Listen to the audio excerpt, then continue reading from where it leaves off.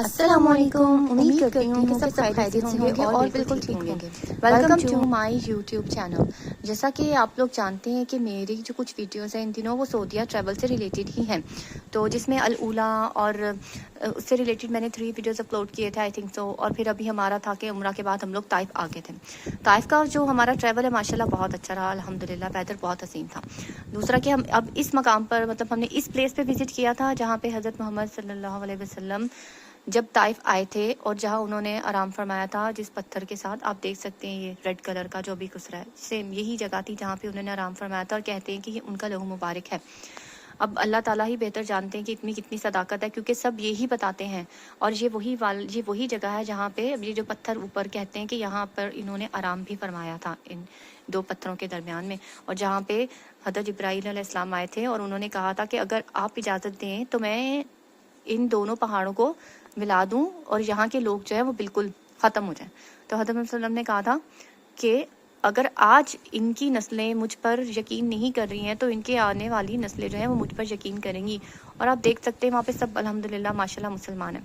तो अभी ये था कि जब हम लोगों ने इस पत्थर की तरफ विज़िट किया तो थोड़ा सा आगे जाके वो बाग आ जाता है जहाँ अंगूरों का, जहाँ पे गुलाम उदैस जो था उन्होंने हज़रत सल्लम को उस बाग से अंगूर लाकर दिए थे, क्योंकि वो उसी ही बाग के अंदर काम करते थे।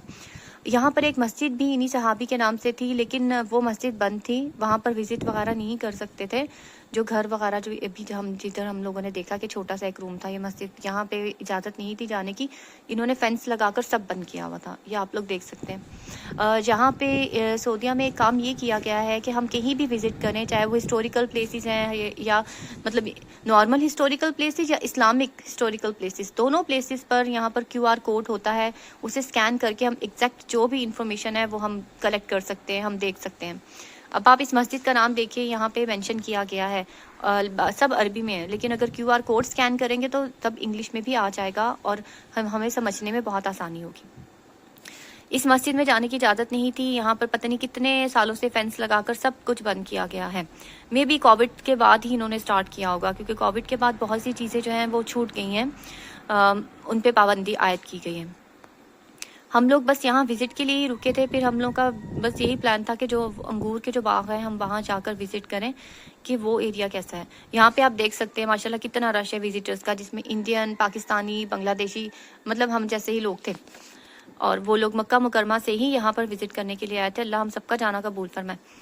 यहाँ पे आप देख सकते हैं, यहाँ पे इन्होंने 3 से 4 जो ज़बान है उनके अंदर बताया है, सारी इन्फॉर्मेशन वगैरह दी हुई है यहाँ पर कि इस जगह का ताज़ीम और हुक्म जो है किस तरह का है।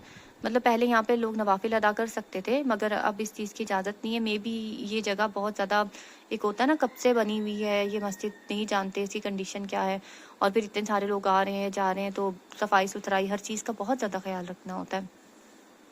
तो जिस गुलाम ने हज़रत सल्लम को अंगूर पेश किए थे उन्हीं ही के नाम पर ये मस्जिद बनाई गई है। अल्लाह ताला ने उस टाइम पर भी आप ये देखें कि किस तरीके से हज़रत सल्लम वहाँ पे गए होंगे। हम लोग अपनी कार पे विज़िट कर रहे हैं और हम देख रहे हैं पहाड़ों पे जाना इतना मुश्किल हो रहा है हमारे लिए। उस टाइम पर वो पैदल किस तरह गए होंगे, किस तरह आए होंगे, मैं हैरान होती हूँ कि कितना मुश्किल टाइम था वो उनके लिए। जब इतना ही मुश्किल टाइम, उन्होंने कितना मुश्किल टाइम सिर्फ अपनी उम्मत के लिए फेस किया। तो मैं ये दुआ करती हूँ अल्लाह हमारे अंदर ईमान आ जाए, हमारी औलादों में ईमान आ जाए कि किसी तरह हम बुराई से और हर चीज़ से दूर निकलें।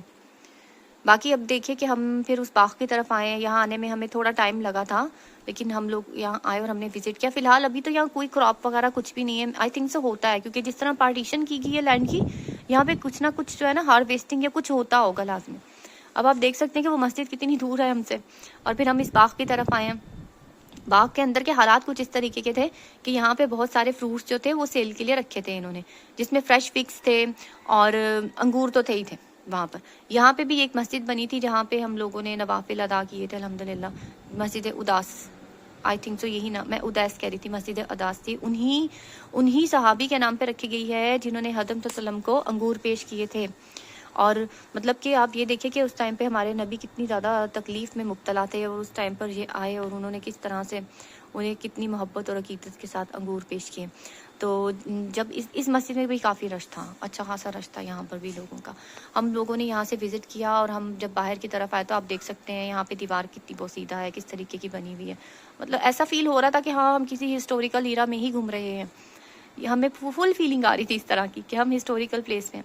پھر ہم ایک جگہ سے نکل کے دوسری جگہ ہم لوگ جا رہے تھے کہ ہاں چلے یہاں سے ہمارا وزٹ ختم ہوا ہے, کیونکہ یہ مین ٹارگٹ کرنا تھا ہم کو, یہاں ہمیں تھا کہ ہم لازمی یہاں وزٹ کریں جو بھی ہو. پھر ہمارا ہائی سٹی کا پلان تھا, no sorry not high city, مطلب میں اسے ہائی سٹی اس لیے کہہ رہی ہوں کہ جو بالکل ٹاپ پر ایک ایسی ماؤنٹین جہاں سے فل طائف سٹی نظر آئے, اس مقام پر ہمیں پہنچنا تھا.